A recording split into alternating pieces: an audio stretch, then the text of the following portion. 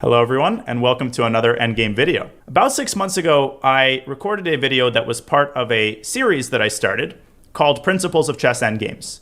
And my idea then was to record 5 or 6 videos on the most important endgame principles and to call it a day. And I was going to do the second video, but then I had a couple of conversations with my Twitch community, and I sort of browsed the internet and YouTube, and I kind of realized that there is a very serious scarcity of endgame material available both in chess literature and on YouTube in particular. Now, when you hear the words endgame literature, you think of endgame instruction, what comes to mind for a lot of players is a book like this, which is, I have the Russian version, but this is Dvoretsky's Endgame Manual, perhaps the most famous and infamous endgame book of all time. And people think of pages and pages of dreary analysis and incredibly boring technical positions. And so I think this makes content creators and chess YouTubers afraid of endgame videos. They're very hard to make. Endgames are tremendously complicated, but I think we can all agree, and as I've found beyond a shadow of doubt, endgames are not only crucially important to understand, but they're perhaps the hardest part of the game to properly learn. And I realized that if I am to take the challenge head on, if I'm to take the bull by the horns, then what I should do is not 5 or 6 videos on endgame principles, but an entire database of videos not only concerned with endgame principles, but also that go through endgames type by type, that discuss pawn endgames and rook endgames and all of the principles of those endgames, and that discuss endgame specific themes. And I realized that this project would extend to 50 or 60 videos rather than 5 or 6. And so I started procrastinating. And finally, I don't know what exactly inspired me, but I figure if I never take this challenge on, then these 50 videos will never be created. And so I decided to start the Endgame series properly and to continue it building from the ground up. Now, rather than jumping straight into the deep end, I want to take things gradually. I want to take things slowly. Endgames are an incredibly vast topic. I ask for your forgiveness in advance if if the videos aren't entirely well organized. I will learn as I go because I've barely ever made endgame videos. But I want to start just kind of by inspiring you. I want to start with a discussion of why it's even worth studying endgames. And to do that, we have to dispel this idea that endgame study is necessarily boring, that it's incredibly tedious, and that endgames are inaccessible and cannot be understood by players under 2,000 or under 1,500. None of those things are true. In fact, I think endgames not only can be understood by intermediate players and even by beginners, but they have to be understood. Learning endgames will save you and earn you tons of points, but it will also offer you a prism through which you can view chess as a whole. It will help your middle games. It will help your overall chess understanding that has been proven and known for many years. So let's take it on. Okay, let me switch scenes here. And when I say I want to start by inspiring you, rather than jumping straight into pawn endgames, with which we will begin our endgame odyssey, I would like to present and deeply analyze an endgame from my chess career that stuck with me and still sticks with me to this day. It's probably one of the most mind-boggling and beautiful and amazing endgames that I have ever played. It's incredibly deep. This endgame in and of itself teaches us a lot about endgame play, but the reason I want to show you this endgame is not only for its instructive value, but as a way for us to make an inroad, as a way for us to sort of lift the proverbial champagne glass and start our endgame journey. So I'm going to analyze this endgame very deeply. There's a really cool story that stands behind this endgame, which I will be telling as we analyze as well. And I hope that this will be a nice way to kick things off. Now, we will begin our endgame journey with pawn endgames. The first set of videos will be on pawn endgames. And as the videos start, and I've already have sort of an outline, we're basically going to start by isolating and doing individual videos on all of the important general themes. And then the subsequent videos will put these themes together and examine more complicated endgames through the lens and through the method that we develop in the initial videos. But all of that will be explained. And before we delve in, I just wanted to clarify that there will be other videos on my channel, right? I'll still be doing the speedrun videos. I will be recording endgame videos once every couple of days. So don't expect 50 videos to come out in the next 50 days. but you certainly can expect there to be less than a 6-month waiting period between videos. So the position that you have in front of you occurred in 2014 in a game that I played with white against Grandmaster Conrad Holt, who is a fellow American Grandmaster. Now, this game was played online in a tournament called the US Chess League, which is now the Pro Chess League. It's a team tournament that used to be played between, well, still is played between different cities. I was representing San Francisco at the time, and we were locked in we have a rivalry with Dallas. Conrad was attending the University of Texas at Dallas at the time, and so this was a very important game. Well, I played a phenomenal opening and middle game. I sacrificed many, many pieces. You can find this game online. Maybe I'll even analyze it at some point. And eventually, after 40 moves, after 37 moves to be exact, the position in front of you was reached. It is white to move. It is my move. Now, let's look at this position for a short while just to see if we can get our heads around what's going on. Well, white is up 2 pawns. That's the first thing you might notice. It's a rook endgame, king and rook versus king and rook. But white is up 2 pawns. And apart from that, I also have 4 passed pawns. And the b2 pawn is technically also a passed pawn. Now, 2 of them are doubled, but they're connected. There's a pawn on d5, b and a pawns. It looks like it's completely winning for white. But the more I looked at this position, and I didn't have forever, I had about 20 minutes left on my clock, I started to realize, well, it's not that simple.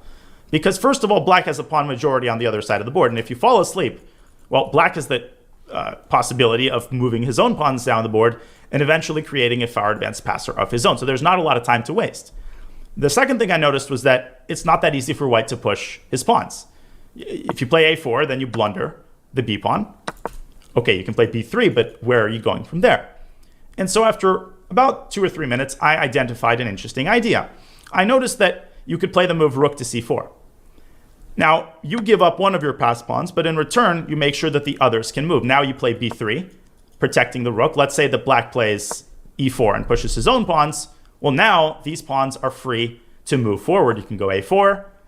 Black can continue pushing his pawns, but black's progress is so much slower. And after b5, white is basically winning. These pawns are unstoppable in the long run.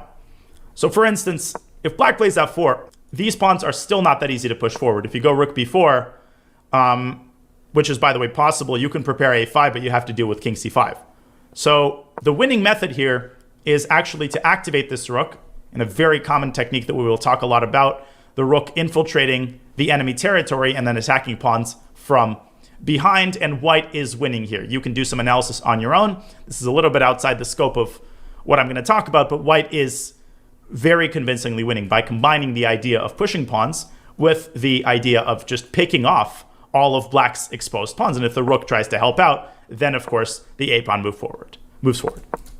Now I saw this and I knew that it was probably winning, but after a little bit more reflection, I found a very, very interesting idea that I thought was quite a bit more convincing. Now, anytime you have a rook endgame, you have to open up to the possibility of a liquidation, that is a transition to a pawn endgame. And it is critically important to always keep in mind the question of who benefits in the event of a rook trade, because if it is you, then that is often the simplest way of converting an advantage. And as you might notice, there's the possibility of forcing a transition to a pawn endgame with a move rook c6 check. And so I started to evaluate this move. Well, black has to trade. We take on c6. Okay, black has to take on c6. And I tried to wrap my head around this position, realized it was not that easy because both sides have their respective pawn majorities. And at first I was skeptical because the thing about this 4-on-2, right, is that black can essentially create 2 passed pawns on either side of the board, on either side of the king side, a situation that there's a name for only in Russian. You say shtanli, or literally trousers, right? I think it's named because there are 2 pant legs that are resembled by the pawns that are moving forward. So how can this happen? Well, let's say white just dilly-dallies, or white pushes the pawn. What's going to happen is this, g5. White's pawns are going nowhere. The black king is going to stop them easily. And let's just move back and forth to illustrate this concept. Black goes h4, then black goes e4, then g4. Black pushes all of the pawns in order. And then black goes f4, and here black is ready to create the passed pawns. First, black goes h3. Now that pawn white can stop, but the combination of these pawns white cannot. e2, h2, and black promotes.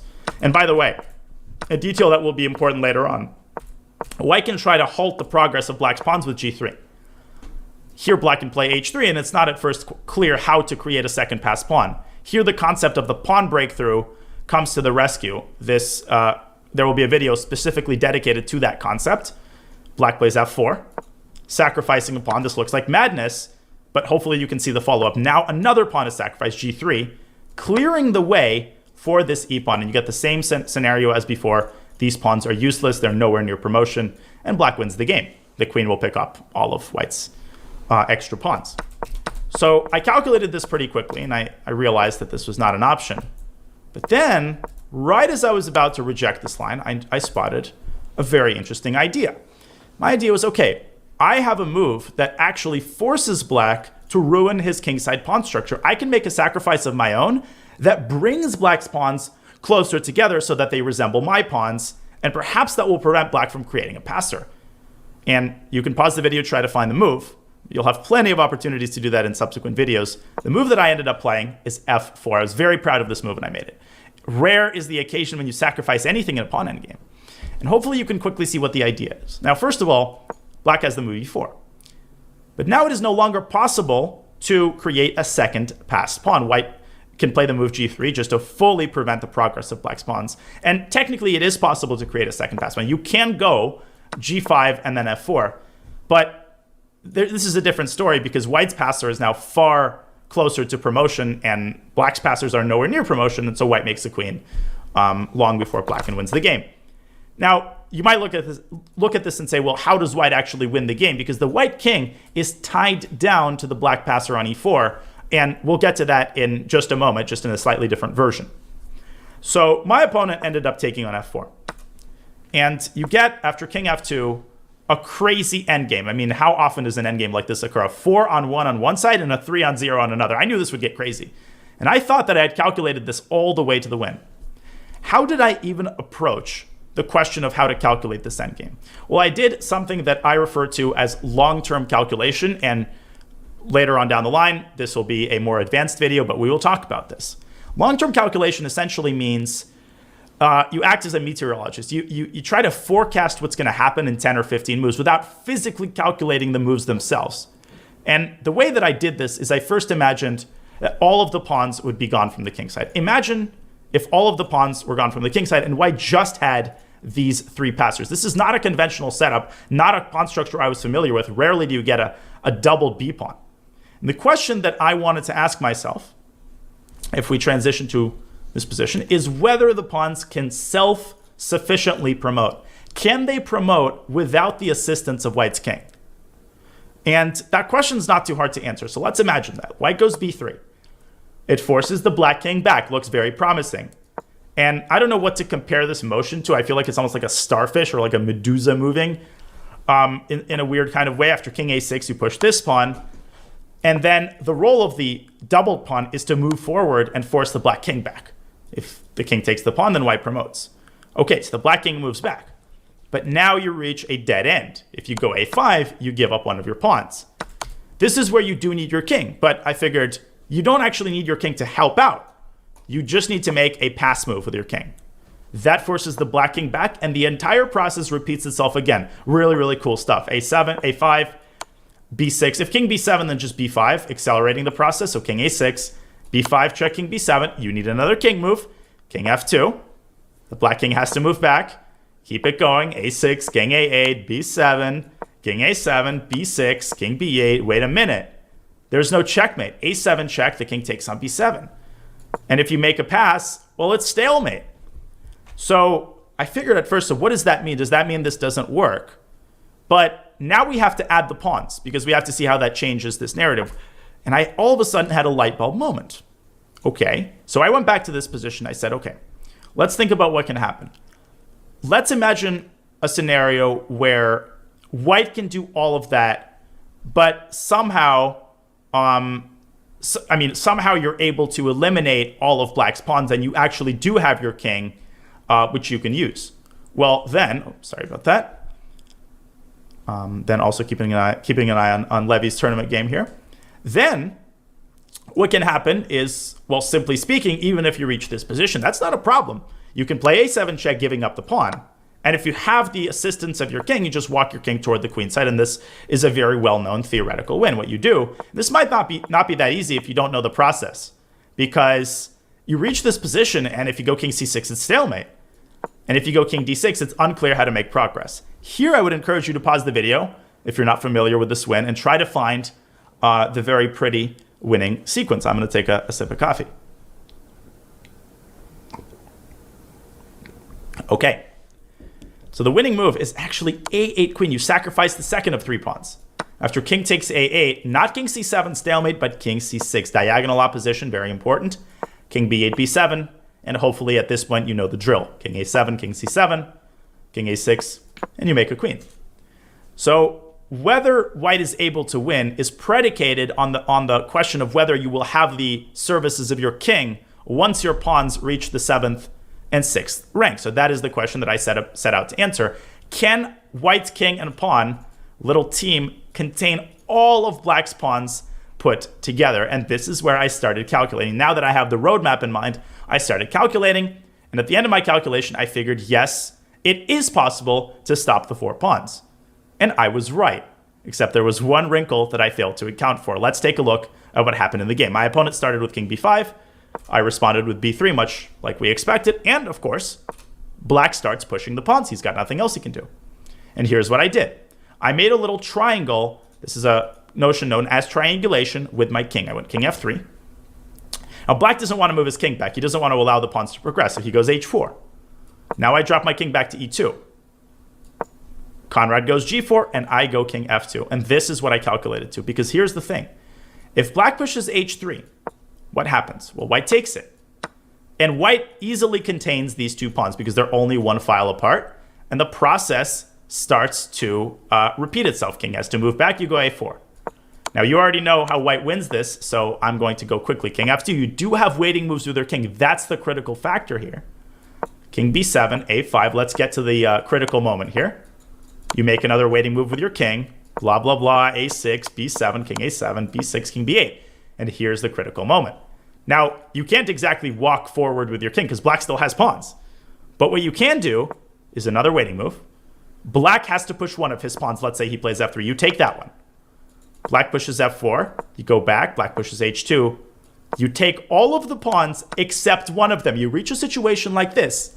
Now you might say, oh, king g2, and that's it. We win. No, no, no, no. Black makes a queen, and now it's stalemate. So at the very, very last second, you have to play a7 check. This is a beautiful idea. King takes b7. Now you play king g2. And now black's king has plenty of squares, but the pawn is dead. You're going to take the pawn, and you're going to win in exactly the way that we discussed. So this is the basic winning mechanism, or so I thought. You wait until black has only 1 pawn left. You play waiting moves to get black in Zugzwang, and when that pawn is on the 2nd rank, that's when you play a7 check. You pick up the pawn, and you walk your king forward. And I was, again, really proud of finding this. I thought this was going to be a great win, and I thought that I had it all figured out. But let's rewind all the way back to this position. So here's what Conrad did. At first, I thought he's biting the bullet. He went king c6, king b6, b5. I did the whole thing. Now I make a waiting move, king back to g1, expecting h3 or f3. Then Conrad played g3. And I saw this move, but I didn't fully appreciate it. I thought, well, it's going to lead to the same exact thing. King f1. He went f3, g takes f3. This looks scary, but I thought, okay, my king is containing the black pawns. I still have waiting moves. We're still going according to plan. He went h3. Now I pushed my f pawn up to f4 just to eliminate this extra move.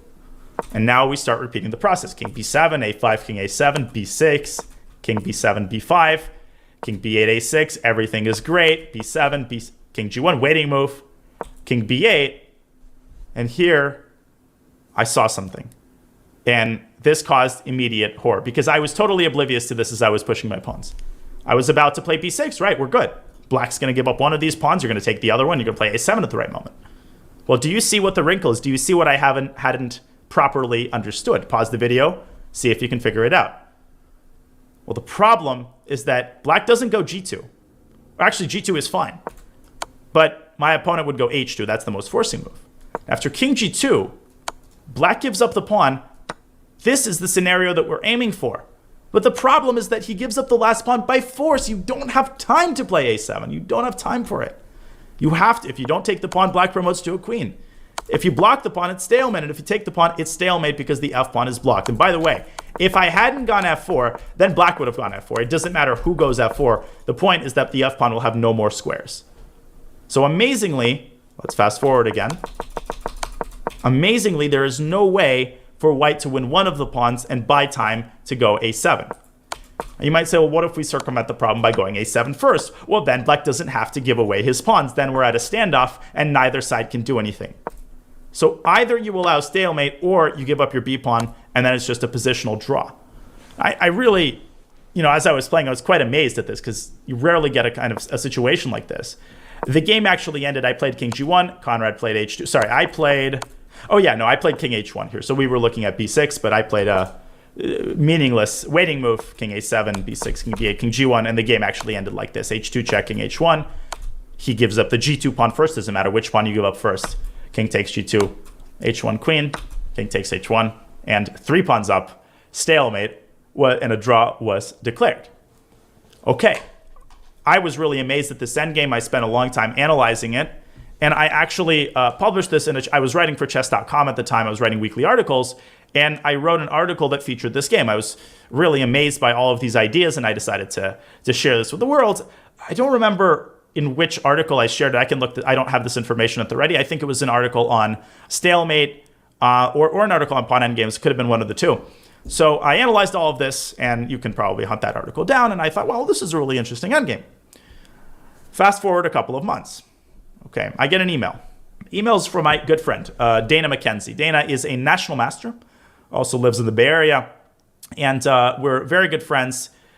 He's an incredible person. If you look him up on Google, he recently wrote a bestseller book on science. I think it's called The Science of Why. He's a scientist, mathematician, sort of a Renaissance man. He's written many books. Really one of the best people that I know, and he helped me tremendously when I was writing my first book. He was my main proofreader. He proofread the entire book. He made incredible edits and suggestions, and Mastering Positional Chess in my second book would not be even close to what they are without Dana's help. So we correspond about certain positions. He has a great blog on chess. Anyways, I get an email from him. Okay, Dana McKenzie. The email subject title is Your Game Against Holt. And it says, Daniel, I was analyzing I was reading your chess.com article. I was looking at your game against Holt. I had a question about it. And that question led me to analyze it. And I found something incredible. So in the position after rook c6, d6, Dana said that black is winning. He thought black was winning. And I was laughing. You're funny, Dana, because if we're talking about anybody winning, it's white. And I, of course, checked this with Stockfish or Fritz. I don't remember what I used at the time. I checked this with the engine. If you flip on the engine and you look at it under depth 30, even now, it says that it gives like an advantage for white. It gets +1 for white, which you can interpret to mean that white is the one pushing. But if you let the computer sit for longer, you will see that Dana is right. What the heck? What could it possibly be? Well, the amazing thing, and maybe you caught this, maybe you didn't, I told you a lie when I was first showing you this game. And I tried to slip this lie in, really low key and casually. The lie that I said is that black has to take the c-pawn. Well, black doesn't have to take the c-pawn. But that sounds absurd. Are you saying that you're going to leave white with 4 connected passed pawns? Well, that's exactly what Dana was saying. Remember something I said earlier. We analyzed the line where white does not play f4. If white does not play f4 and disconnect black's pawns, or bring black's pawns closer together, and black wins. So we analyzed a4, and we found that if black is able to play g5, he wins. Because, by the way, if you play f4 now, that doesn't help. Black plays gf4, and this construction is winning. Black basically pushes the h-pawn, and then you know the drill. f3, h3, and the h and e pawns tear the king apart. So Dana's question was, what if black doesn't take the pawn, but instead plays the move g5? We already know that g5 is winning without the c-pawn. Isn't it winning with the c-pawn? And it turns out that it is. It turns out that black's king can keep the 4 passed pawns contained for long enough for black to make a queen and push his own pawns. Let's take a look at what that looks like. And I have Stockfish open on the chess.com interface. It's still showing that white is winning. And it's giving b5. And I'll tell you the moment at which it changes its mind. At depth 25, it was giving a win for white. So, b5. Okay. Well, let's say black plays e4. And here's the problem. White plays a4. White starts pushing the pawn. Black doesn't even need to move his king yet. Black plays the move h4. Stockfish is still giving a win for white. But now it's lowering its evaluation, but still it doesn't realize what's going on, which is truly amazing. Let's say that white continues to push pawns.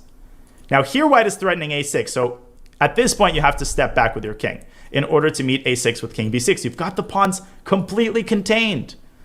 White has no choice but to make a waiting move with his king. But now black plays g4, and you already know the drill. This is exactly the same mechanism as before. The engine's still not seeing it. And now it's beginning to see a depth 25. It's giving equality. Now it's giving a slight advantage for black, still giving equality. It says that g3 equalizes. Let's take a look. h3. And finally, it sees that black is winning. Only at this point does it see that black is winning. a6, king b6, king g1, and you know the idea. f4, g takes f4, g3, f takes g3, e3. And black wins. There is simply nothing that white can do about it. The added pawn on c6 makes absolutely no difference. We already analyzed the move f4, and we saw that black is winning. The only other move I looked at was g3, trying to slow down the pawns. And black even has time now to capture the pawn because f4 is no longer effective. f4, black plays gf and e4. So again, you have nothing better to do than to move your king up, and black wins in exactly the same way as we're already familiar with. By the way, if white tries g4, setting a trap, right? You don't take on g4, you play h4. Trousers are very important here. The quality of pass pawns is so much more important than the quantity and of pawns in general. So h4 wins. And if what I analyzed was gf, and you know the drill, e3, doesn't matter where the king goes, and black wins. The pawns are unstoppable. h4, king f3, h3, king e3, h2, and black wins by one tempo. These pawns are not going anywhere. And when I first saw this, this blew my mind, because what's so amazing about this is how your brain automatically takes c6. Everybody I've showed this position to, all my students, even some grandmasters, nobody even thinks about not taking the pawn. Conrad took it within a couple of seconds, because how can you not? And yet, the beauty of this endgame is that black wins the game by leaving this pawn alone and focusing on creating a passer. And it is this depth, it's this paradox, this beauty that I think really makes endgames so rewarding to analyze. Because the more you analyze them, the more you realize that yes, there is the component of endgames that's boring. You have to learn theoretical position, you have to memorize stuff. Yes, you got to do that, but that's chess. But there's also this whole other endgame world, which features incredible tactical ideas. And pawn endgames are probably my favorite in this regard. As we'll start exploring them, you will see how many incredible ideas there are, even in positions that look ridiculously simple. That's what makes chess magical. You could have a pawn and a king for each side, and you have unbelievable, mind-boggling complications. And you have so much tactics, because the nature of pawn endgames is that you want to create passed pawns, and so you will do anything to do that. And as in this position, you can see that the number of pawns often simply doesn't matter. And so this game has stayed with me for a very long time. I got to give a shout out to Grandmaster Joel Benjamin, who wrote an excellent book on liquidation in chess, the transition to pawn endgames. And he featured this game. This was just a year or so ago. And he actually found the win. He didn't make that mistake.